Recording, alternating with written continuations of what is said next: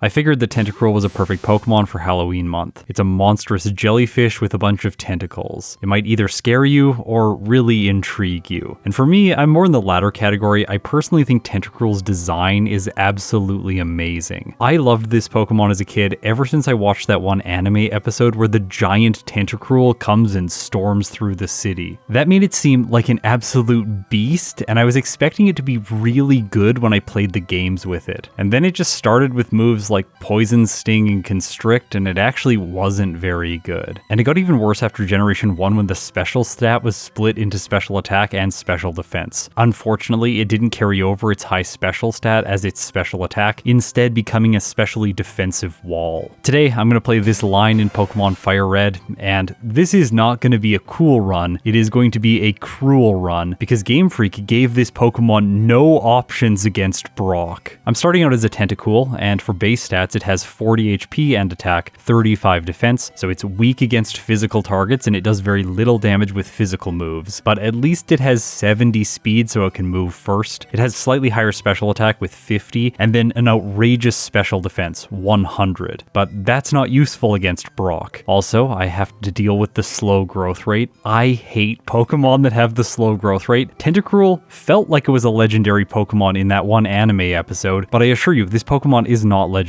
And Tentacool specifically is the opposite of legendary. It is the Zubat of the sea. Why does it have the slow growth rate? Game Freak, I just don't get this. I had a choice between two abilities today. Number 1, Clear Body, and number 2, Liquid Ooze. It obviously makes way more sense to go with Clear Body, so that my stats can never be lowered by the enemy's moves or abilities. Alright, are you ready for the real pain? The move pool that Tentacool has is atrocious. It starts with Poison Sting. At level 6, it learns Supersonic. I replaced Squirtle today, and I can't believe I'm about to say this, but the Bulbasaur in Professor Oak's lab was actually difficult for Tentacool to defeat. And then when I do knock it out, I don't even level up once because the slow growth rate. Yeah, this run's gonna be absolutely painful. I had to grind on Route 1 to get to level 6 just to learn Supersonic, but even this move isn't really going to help me. If you think I should go to the forest next to train against bugs, which I have super effective damage against, you're thinking about Generation 1, where the poison type is super effective against the bug type. But starting in Generation 2, it's only neutral, and the poison type resists itself. So Weedle is going to resist my attacks, and there are a bunch of Weedle and Kakuna in the forest. I don't want a chance just running into Caterpie and Metapod. The Metapod even wouldn't be fast to knock out since they have Harden, and Poison Sting is a physical move. So for the first 10.5 minutes, I stay on Route 1 grinding up to level 10, and then I felt like I should probably do something else. Instead of going to the forest, I'm going to fight the rival on Route 22 so that I can defeat him once and then not have to backtrack here later to get the experience, since I am going to need it for Brock. At level 12, Tentacool learns Constrict, one of the worst moves ever introduced to the Pokemon series, and then at level 19 I get Acid, another poison type move which Brock's Pokemon have a double resistance to. I would have to train this slow growth rate Pokemon all the way up to level 25 to get access to Bubble Beam, to finally be able to use water super effective damage against Brock's Pokemon and one-shot them. But I'm hopefully not going to have to resort to that. I think with Poison Sting and Supersonic, I should be able to pull it off at a lower level, with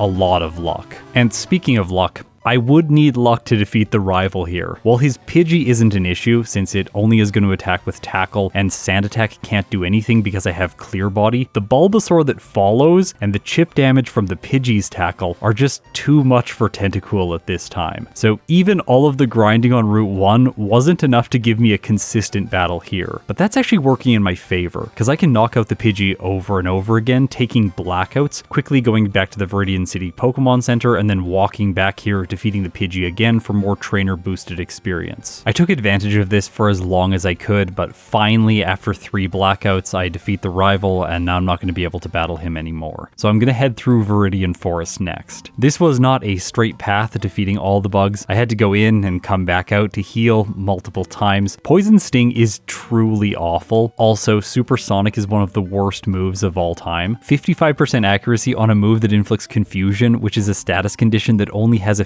50% chance to prevent the Pokemon from moving, and Pokemon typically snap out of confusion quite quickly. I shouldn't make fun of this move too much though, it is going to be my solution for Brock. After putting in serious time, and I mean serious time, we're going to skip by most of it because there's nothing to say. I just have to knock out a ton of wild Pokemon after defeating all of the trainers. I am finally ready to try Brock at level 15.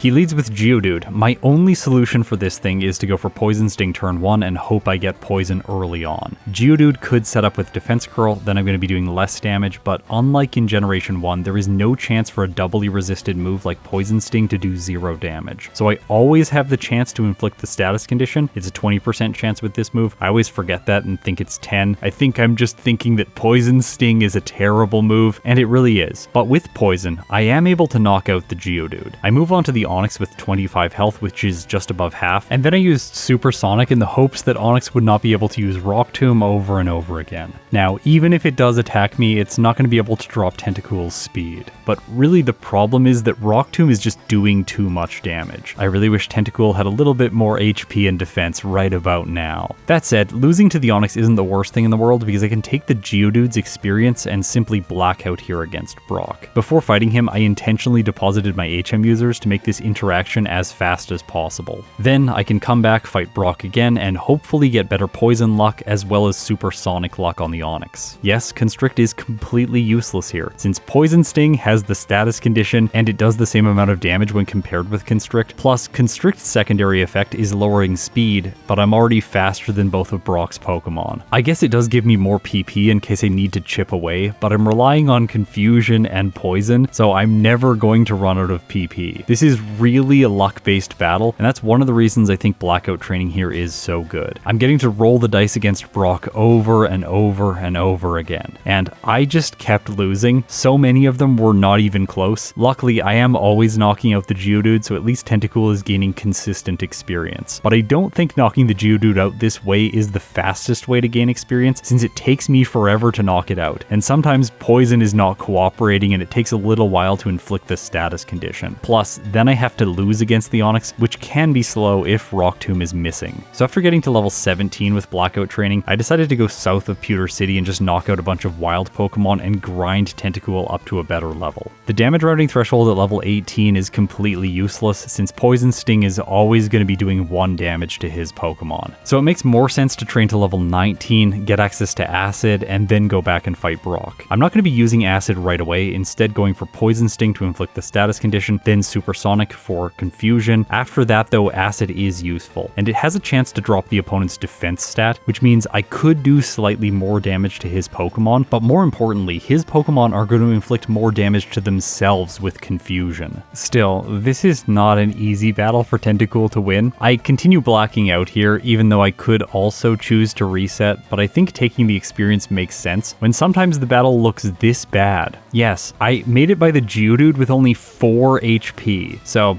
the Onix is not really going to be possible in a case like that unless I get outrageously lucky with Supersonic, and of course I don't. The question in my mind was, how long am I going to be stuck on Brock? I wouldn't have been surprised if it took me another 10-15 minutes to defeat him, and I leveled all the way to 25 and ended up getting Bubble Beam to defeat him, but that isn't what happened. I ended up getting really lucky at level 19, and I took him out with 15 total blackouts in the early section of the game. Tentacruel gets a Brock split of 44 minutes and 24 seconds. Okay, I expect things to get better from here. I have Acid, which is a pretty good move to use in the section of the game on Route 3, as well as through Mount Moon. While I'm inside the cave, I can't pick up Water Gun, it's not available here. Instead, the TM was replaced with Bullet Seed in Generation 3, which is just not very good for Tentacruel. I really want a Water-type move right now. My special attack is higher than my physical attack, even after the Boulder Badges boost. Boulder Badges boost, say that 5 times quickly. Okay, so inside of Mount Moon, I'm going to pick up the TM for Thief, which is super effective against Misty's Starmie, because I want to fight her as soon as possible.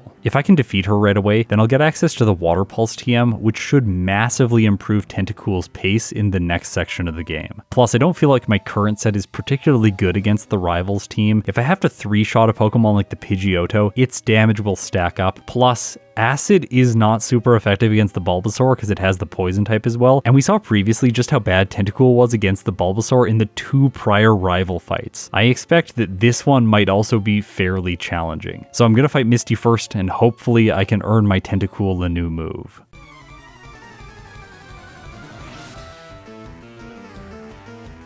Staryu's first. I'm using Thief here, but this is objectively not the right choice. I should be going for Acid and hoping that I lower defense or do enough damage to 2-shot. Eventually, I'm able to take out her lead and move on to the Starmie, and this is where things get bad. Its attacks with Swift are just doing way too much damage to Tentacruel since it's physical damage, and again, my physical defense is just terrible. Also, Thief isn't doing a lot, and Misty can use Recover whenever she wants to heal the Starmie, meaning this fight's probably not possible unless once again I get lucky with Supersonic. Really, the MVP move of the early game.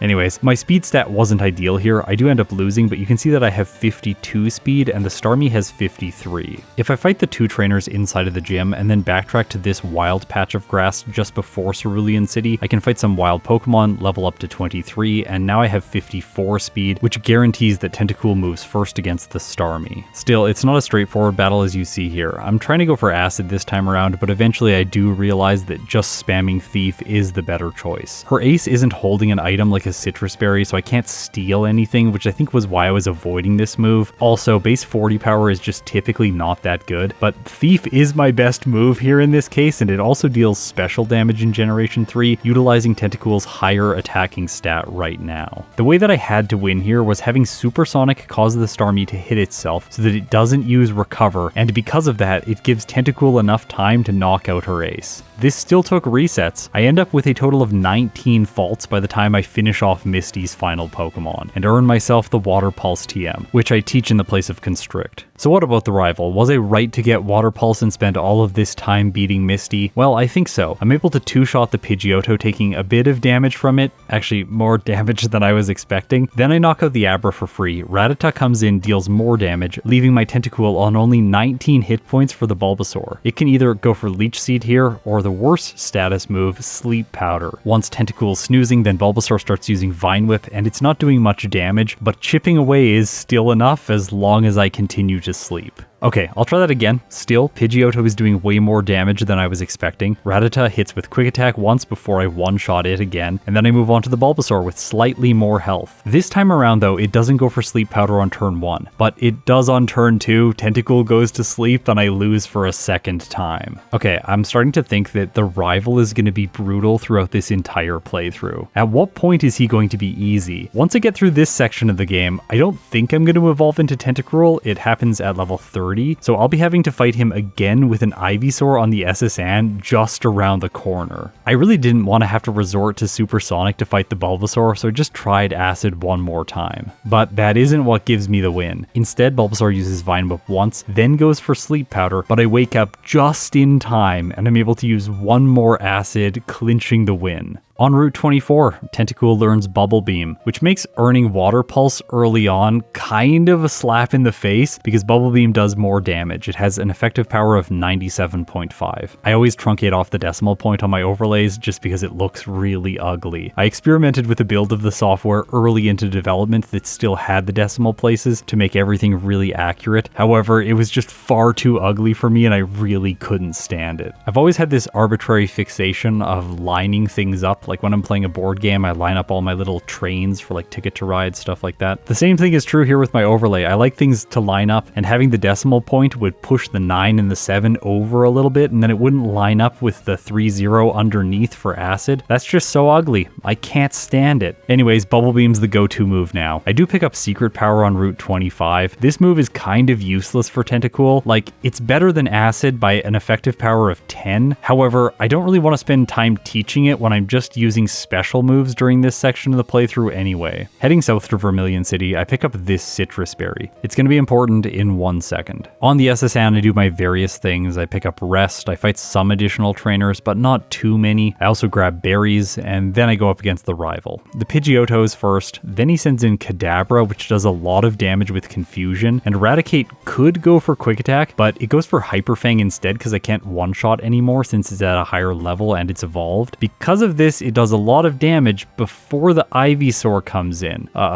This is going to be another loss, isn't it? The Ivysaur goes for Leech Seed right away, which after Generation 1 got a massive buff. Instead of dealing 1/16 in damage every turn, it now deals 1/8 in damage. Look at how much this does to Tentacruel. Then, after one Vine Whip, the Ivysaur puts Tentacruel to sleep, and I take a reset. I fought some trainers on the SSN to level up to 28 over the next damage rounding threshold, and then I went back and fought the rival again. Still, this isn't working. I fought more trainers, leveled up to 29, and then came back to battle the rival. This doesn't make a ton of sense since Tentacruel will evolve into Tentacruel at level 30, but I wanted to prevent myself from leaving the SSN and fighting a bunch of people on Route 11 since that is going to cost a lot of time. Turns out, even with the Citrus Berry, the rival here is just too difficult. Leech Seed, Sleep Powder, and Vine Whip are all a potent combo. In retrospect, looking back on this run, what I should have done here was teach Secret Power, paralyze the Ivysaur, and then knock it out in hopefully 2 turns, but I think it would have been 3. Still, that would have been a better overall strategy than using Acid, which is what I'm doing right now. In the end though, I decided to go with the consistent approach. I backtracked to Route 11, fought trainers, leveled up to 30, and evolved into Tentacruel. Its base stats are so much better than Tentacruel's: 80 HP, 70 attack, 65 defense, 100 speed, 80 special attack, and 120 special defense. I think these stats alone are going to be enough to defeat the rival. Now I can one-shot the Pidgeotto, the Kadabra, as well as the Raticate and move on to the Ivysaur unscathed. This time it goes for Leech Seed, but I'm doing more than half damage with Acid, so I thought a 2-shot would be guaranteed even if it went for Leech Seed, but unfortunately I just barely don't get it. Then it goes for Sleep Powder. Luckily it misses. Because of that, Tentacruel's able to attack again, and Ivysaur finally goes down. Rival 3 is defeated. That's been 4 awful rival battles so far, and there are still some really tough encounters with this guy coming up in the playthrough, like the Champion, Rival 5, even Rival 4 might be difficult in this run because Ice Beam is a purchasable TM in the game corner, and I'm just not going to have 4,000 coins by the time I arrive in Celadon City. Speaking of TMs and HMs that Tentacruel can learn, let's go through them now since I didn't cover them earlier into this run. It gets Hidden Power, but I'm not going to be using them in these first playthroughs of Pokemon FireRed. It gets Ice Beam, Blizzard, 2 moves that I think will be useful, as well as Giga Drain, but I have to defeat Erica in order to get that. I'm probably going to put her off in this playthrough until I have access to an Ice type move. Then we get Sludge Bomb, the best Poison type move in the game, and this seems like a really great go-to for Tentacruel, especially if you look a little bit further down on this list and see that we do learn Swords Dance through the Move Tutor. But you need to remember that the Swords Dance Move Tutor is on the Sevi Islands, on the 7th island, and Sludge Bomb is only obtainable in the Rocket Warehouse on 5 Island. Both of these are post-game moves, so we don't get access to them right away. But for now, if I want to beat Surge without backtracking, I'm gonna still have to rely on Bubble Beam. And this should be enough. After all, Tentacruel has outrageous special defense, and Surge is a pretty pathetic trainer.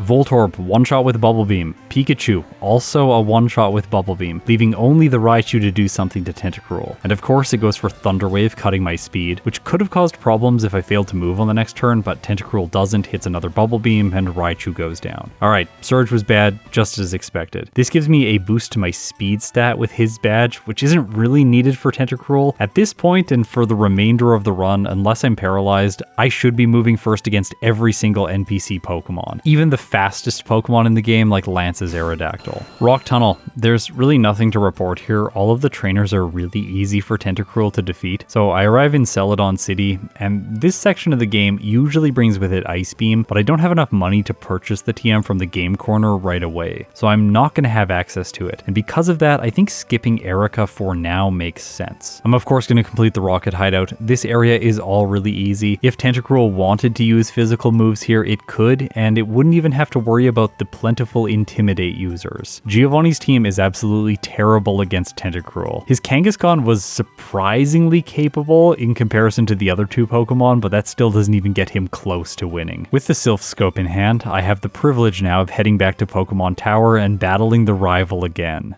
Pidgeotto's first, and while Bubble Beam can't knock it out in a single hit, it goes for Sand Attack, doing absolutely nothing because I have Clear Body. Then Kadabra comes out because it's super effective, but with Acid I have enough physical damage to one-shot this frail Psychic type. Gyarados follows, Intimidate can't do anything, so I can just use Acid here to 3-shot the Water Flying type. Growlithe goes down to a single Bubble Beam, and I make it to the Ivysaur. Alright, this is going really well so far. Come on, please do enough damage Acid. And in this case, it does just less than half, but it does get a defense drop. Ivysaur goes for Razor Leaf. This one still does no Sleep Powder, so I'm really glad it didn't go for that. Tentacruel shrugs off the grass type damage, it didn't get a critical hit. I use Acid again, and because of the defense drop, the rival's ace faints. Alright, this was the first easy rival battle, and I expect that it is going to be the only one. Making my way up Pokemon Tower, all of the Ghastlies are pretty easy to manage with water type moves. Then on Cycling Road, which I go to next for some additional training, I can beat all the bikers that have Wheezing for some really good experience. Leveling up here gives me the chance to learn the move Barrier,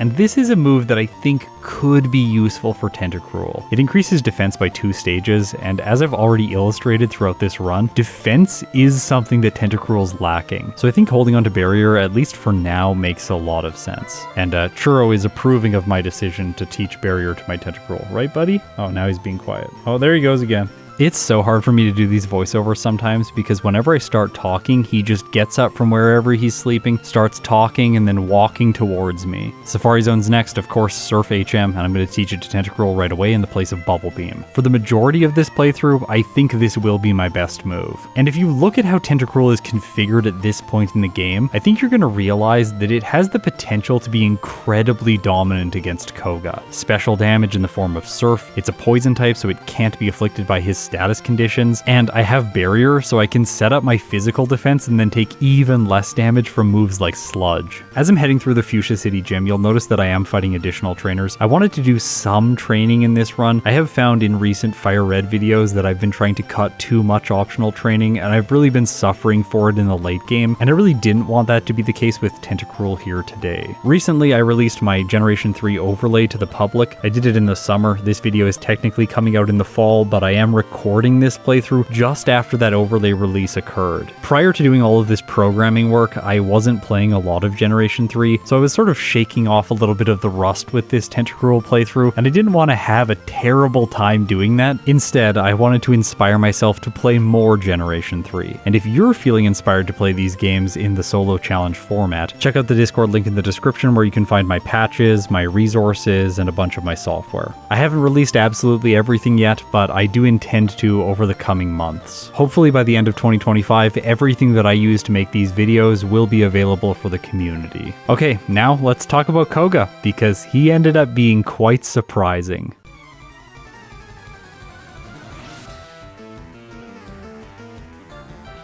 I thought this fight was going to be so simple. Set up Barrier at the beginning, take almost no damage from physical moves, and then just sweep his remaining team members with Surf. Unlike in Generation 1, the Wheezing does not have self-destruct, so once I make it to his final Pokemon, he really can't do anything to Tentacruel. Then the first Coughing went for self-destruct on the second turn and did a decent amount of damage with it. I have no way to heal back health, and then the Muck goes for Minimize and gets really annoying. Also, he's using Hyper Potions here, healing the Muck, which makes me take even more time to knock it out. While it isn't doing a lot of damage with Sludge, just the fact that it's chipping away at Tentacruel is a problem. And things started to look really bad because the Muck gets not 1, but 2 critical hits with Sludge, bringing Tentacruel down to 10 hit points before I knock it out. Okay, so I have to one-shot the Coughing now and then hope that the Wheezing just goes for something like Smokescreen, but why would it do that when I have Clear Body? I guess the AI doesn't actually know which ability I have until it triggers my ability. And when I was playing at this point, I couldn't remember if the first Coughing had triggered Clear Body or if it hadn't. Tentacruel is able to successfully knock out the second Coughing with a single use of Surf and move on to the final Wheezing. Okay, come on, please go for Smokescreen. Well, it went for Sludge.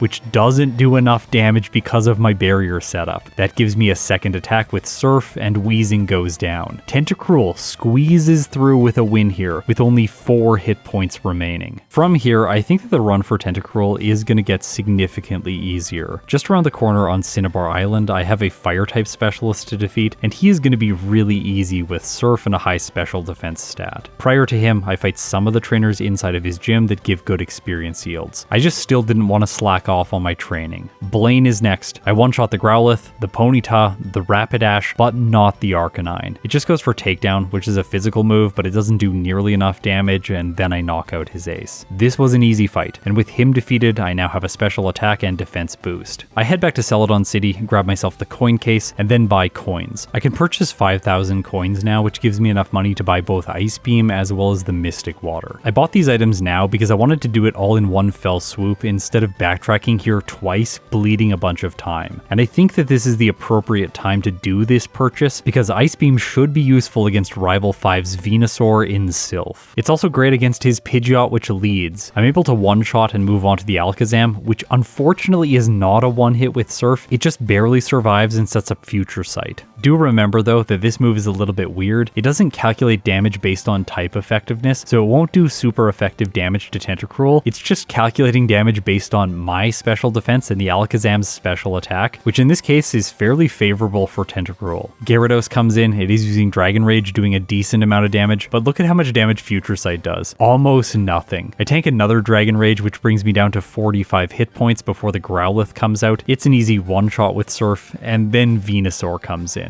Tentacruel's faster, I do more than half with Ice Beam, but then Venusaur goes for Sleep Powder and Tentacruel falls asleep. Okay, this isn't great. Venusaur goes for Razor Leaf as a follow-up, which does a lot of damage. Luckily though, Tentacruel wakes up, lands one more Ice Beam, and Venusaur goes down. Okay, this fight could have walled me. I got lucky and won, so I'm not going to call this an easy rival battle even though I beat him first attempt. Giovanni is so pathetic. He does no damage to Tentacruel, and then I move on to Sabrina. You might be expecting her to be difficult. She's a Psychic type specialist after all. However, she's not difficult. She's actually really easy. I one-shot the Kadabra, two-shot the Mr. Mime, two-shot the Alakazam, which does go for Psychic, doing more than half to Tentacruel, but that was the best thing that she could do to me, because Surf is able to one-shot the Venomoth despite the fact that it is a Psychic type. I'm just really glad that it wasn't able to attack. And as I said prior to Blaine, this section of the game is going to be easy. Cool Trainer Warren inside of Giovanni's gym is really easy for once, which feels like a breath of fresh air. This guy is so often awful. Also, I'm not even going to play a Giovanni intro here because he is truly terrible. I one-shot every single one of his Pokemon using Surf. That means I have to face the rival again. Ice Beam isn't able to one-shot the Pidgeot this time, so it hits me with Wing Attack before it goes down. Luckily, it didn't do that much damage. He sends in his Alakazam next. This one is better than the previous one because it does no Psychic in addition to Future Sight, but it could also go for Calm Mind. In this case, it just uses Disable, but Ice Beam still has enough damage to knock it out on the next turn. The fact that it disabled Surf is a little bit annoying since I can't just one-shot the following Growlithe. I use Acid here trying to buy time for Surf to refresh so that I can use it against his other Pokemon. Although it's really only useful for the Rhyhorn. After that I have to use Ice Beam on both the Gyarados as well as the final Venusaur.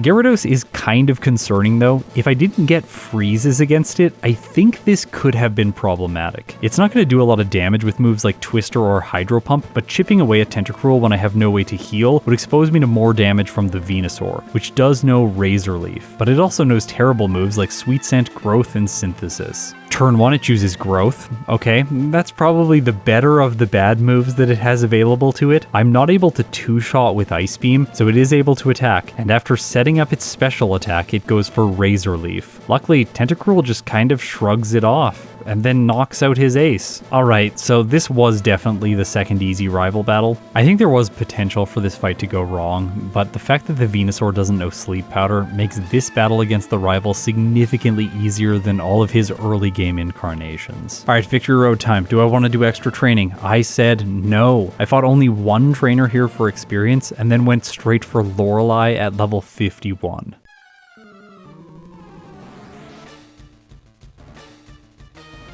For this battle, I've taught Giga Drain in the place of Acid, since Acid is basically useless by this point in the run. I haven't been using it for the longest time. It was just sort of on my set because I didn't want to replace it with anything else and take the time to open my inventory. Here though, Giga Drain is going to be important. I need super effective damage, and I also want a way to heal because I think a lot of her Pokemon are going to take significant time to knock out. You can see that here against the Dugong. I get it down to low health. I'm using Surf because I'm trying to preserve Giga Drain PP for later into the battle, but then she just uses a healing item and I'm back at square one. I thought that if I just took my time, I would eventually knock out the Dugong, but then Tentacruel gets frozen. Yeah, this is not a really good scenario. I thought I was gonna lose, but then at the last moment, I defrost, finish off the Dugong, and move on to the Cloyster. I can use Giga Drain here, but that's actually a problem because the Lapras at the very end of the fight has Water Absorb. I cannot deal damage to it with Surf, so I would have to knock it out using Ice Beam, but I never even make it there because the Slowbro walls me. After the fight, I decided to go back to Victory Road, fight some wild Pokemon, and level up to 52. Then I can use the 11 rare candies that I collected in the run up until this point to level up over a damage rounding threshold to 63. I think I was a little bit overconfident here. I figured that the rare candies would be all that I would need to beat Lorelei, but that isn't the case. This time around, I'm just out of Giga Drain PP by the time I make it to the Lapras, and I have to start chipping away with Ice Beam. As soon as I hit her Pokemon, I realized this is not going to work. So I reset quickly and then tried a different strategy. This time I have Tentacruel holding a Lepa Berry so that when it runs out of Giga Drain uses, it's going to have its PP replenished. This should give me enough uses of the grass type move to get to the Lapras and then knock it out. But the Jinx just uses Lovely Kiss, puts Tentacruel to sleep, and then finishes me with Ice Punch. Okay, so that's really annoying. Next time around, the Jinx does not go for Lovely Kiss, so I'm able to knock it out, and I move on to the Lapras. Turn 1, I get a lucky critical hit with Giga Drain doing more than half, but this still doesn't mean that the battle's over. Her Lapras is using physical moves, in this case Body Slam, which has the chance to paralyze Tentacruel, and it does end up inflicting the status condition. Also, I run out of Giga Drain PP because I wasn't being careful enough with this move earlier into the fight. So because of that, I take another reset to Lorelei. If I want to clock in with a time under 2 hours with Tentacruel, I'm going to have to beat Lorelei very soon. This is the strategy that I ended up coming up with. Giga Drain turn 1 against Dugong, then Surf to deal less damage so she doesn't heal her first Pokemon. After that, I can use Giga Drain to knock it out. Then for the Cloyster, I'm going to set up with Barrier. At first, this doesn't seem to make a lot of sense, but the reason I'm doing this is to lower the damage from Lapras's Body Slam at the end of the battle. That will buy Tentacruel more turns against her ace. Once I've done that, then I'm going to use Surf to knock out the Cloyster because I want to save my PP on Giga Drain. I need this move for good damage against the Slowbro. I get a lucky critical hit here, which is the perfect definition of a critical hit because it allowed me to one-shot the Slowbro and prevent a healing item because hail damage knocks out her water type.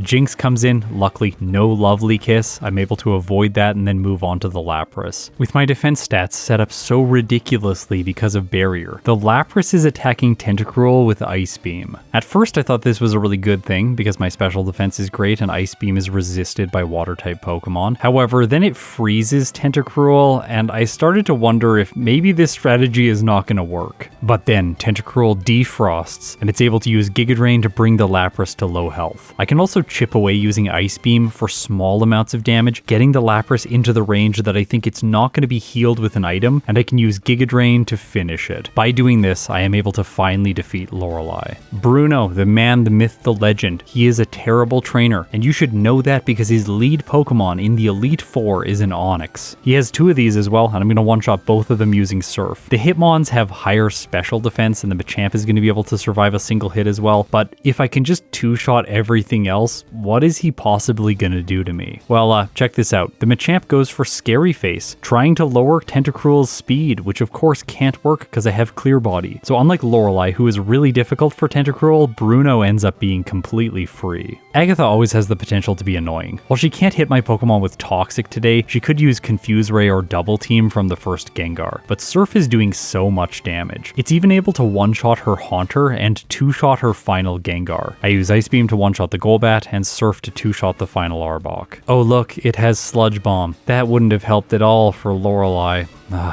I'm so salty that that move is a post-game move in Generation 3. In Generation 2, you get it right before the 7th gym. Price, that is. So you could potentially obtain it before the 5th badge. depending on the order that you choose to take the mid game in. Anyway, Agatha's not a problem. Let's move on to Lance. I was expecting this fight to be extremely straightforward, and just like Koga, he ended up surprising me. His lead Gyarados takes Tentacruel significant time to knock out. I have to go for Ice Beam here, and its damage range at level 64 is not good enough to 3-shot. It has to be a 4-hit, and this puts Gyarados in healing range for his full restore. Because of this, he stalls me out long enough to do a lot of chip damage with moves like Bite, but Dragon Rage can also deal significant damage every turn, leaving Tentacruel with only 78 health by the time I knock out Lance's first Pokemon. But from here, the surprises should all go away, right? Well, no. Ice Beam isn't able to one-shot Dragonair. It hangs on with a sliver of health and then goes for Thunder Wave, paralyzing Tentacruel. Okay, so my damage ranges here are not good enough for the Gyarados or for the Dragonair, and that became increasingly apparent to me against the next Dragonair, which also survives a hit. I did try to set a barrier here once, hoping that it would help me survive things like the Aerodactyl and the Dragonite, but by the time the Dragonair goes down, my health is just too low. So I end up taking a reset to Lance's Dragonite of all Pokemon. I didn't really know what to do. I just tried this fight again and I crossed my fingers, hoping that maybe I could do something like chip away at the Gyarados and then knock it out with uses of Surf, potentially avoiding the healing item, but this doesn't work. I end up finishing it and only having 12 hit points left over for the first Dragonair. So I guess this is another loss, but then I roll better damage and the Dragonair faints to a single hit. Okay, could I roll the KO damage on the second Dragonair as well and then make it to the Dragonite with Ice Beam and no status condition? Well, the answer is yes. I knock out the second Dragonair, Dragonite comes in, and of course Ice Beam one-shots, leaving only Aerodactyl, the fastest Pokemon in this section of the game. But Tentacruel, as I said before, is going to move first. It has a whopping 215 speed, which is much more than Aerodactyl's 173. So, Surf hits and Aerodactyl goes down. Lance is defeated, but I had to do it off of the back of good damage rolls against both Dragonairs. That's not an encouraging sign when the next battle is against the trainer that has caused me the most grief throughout this entire playthrough.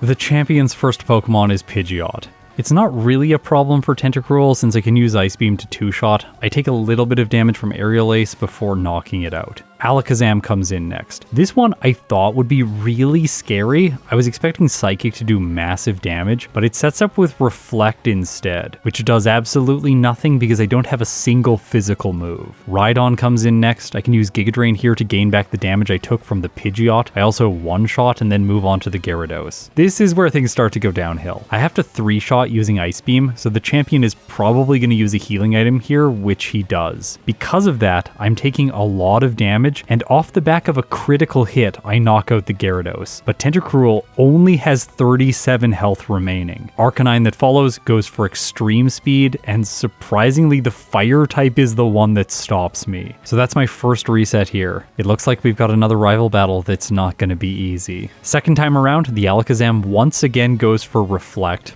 I think it might just always do that. I'm not sure. I heal on the Rhydon, then against the Gyarados, I get another critical hit, and because of it, I am able to knock it out and move on to the Arcanine with better health. Although, it's not much better. Like, it's orange, I take an extreme speed, and then I knock it out with a single Surf, moving on to the Venusaur. Here's the thing. This one does not have Sleep Powder or Razor Leaf. However, when I go for Ice Beam, it does what looks like exactly half. And then the Venusaur heals with a Citrus Berry, allowing it to survive my follow-up Ice Beam and knock Tentacruel out with Solar Beam. Oh no, that is an unfortunate damage range. I feel like right at the end of this playthrough for both Lance and the champion, I was just slightly under-leveled. If I was maybe 66, 67, or definitely 68, both of these fights would be easier. However, there is still another way. Look at my moveset for this fight. Surf, Ice Beam, Giga Drain, and Blizzard. The way I'm going to do this is use Blizzard turn 1 against Venusaur. Just pray that I hit. This will do enough damage to then allow Ice Beam on the follow-up to knock out the Venusaur despite it using its Citrus Berry. And Blizzard hits. It also freezes, which is just a little bonus for me, and then I knock out the Venusaur using Ice Beam. The champion is defeated. Tentacruel clocks in with its first playthrough time of 1 hour 59 minutes and 23 seconds. I just barely did this under 2 hours. I finished the game with a total of 31 faults consisting of 16 resets and 15 Blackouts. It finished the game at level 66 with a game time of 6 hours and 53 minutes. But we're not quite done yet. We've still got to make it through the post game. This is the part of the run that I've been really excited for because everything changes here for Tentacruel. Number 1, I can pick up the Leftovers, which is a fantastic item for a defensive Pokemon to have. Number 2, I get access to the Sludge Bomb TM, which is a fantastic physical move. Pairing well with this is number 3, the Swords Dance move tutor. Now I have a fantastic moveset for the Elite Four: Sludge Bomb, Swords Dance, Ice Beam, and Surf. Lorelei is incredibly easy the second time around. Her first Dugong just keeps spamming Double Team. I set up Swords Dance 3 times and then one-shot it with Sludge Bomb. Piloswine's next, but I have Surf for it, and then from there Sludge Bomb destroys the rest of her team members, even the Cloyster. Bruno, I end up making a little bit of a whoopsies here, so I should have tried to set up on the Steelix, knowing that it would be trying to speed control me with Rock Tomb, but it can't lower my speed because of Clear Body. Instead, I just knocked it out, fearing that it would go for Earthquake right away, and then he chooses to send in Hitmonlee next, which does have Earthquake, but it doesn't have a speed control move, so instead it just goes for Earthquake, dealing massive damage. Because of this, I end up losing to Bruno once. The real way to play this fight is just set up against the Steelix. Look at what it does. It just doesn't do anything. Then I knock it out with Surf, sweep through the rest of his team using Sludge Bomb or Surf for the final Steelix. Agatha round 2 is so much more difficult than Agatha round 1. This is because a bunch of her Pokemon have Psychic, which didn't have it before, and I don't really have a good place to set up here. Initially, I thought I should set up and then use Sludge Bomb maybe against the Ghosts if I can get to +6. I tried this several times just hoping their status conditions like Hypnosis and Confuse Ray wouldn't do anything, but this doesn't end up being the best way to play this fight. Surf is still dealing more than enough damage, so I can just go all out offensive here and just sweep through her entire team. It takes 2 hits to knock out almost everything, but she's just not quite consistent enough to deal with Tentacruel. The first time that I tried to not set up against her, I'm able to take a victory. Lance round 2 is so much easier than Lance round 1. I can't believe I'm saying that. Turn 1 Swords Dance. I don't have to worry about Intimidate from Gyarados. While Sludge Bomb can't one-shot, the Gyarados just goes for Dragon Dance instead, buffing its attack and speed, but I'm still faster than it. From there, I knock it out, move on to the Aerodactyl. Surf takes care of it. Ice Beam one-shots the first Dragonite, but the second one survives. But it doesn't really matter though, because he heals it, and then I just knock it out with 2 more Ice Beams. That leaves only Kingdra, and with my attack setup from the beginning of the battle and Sludge Bomb, I can 2-shot his final Pokemon. Okay, time for the final rival battle of the run.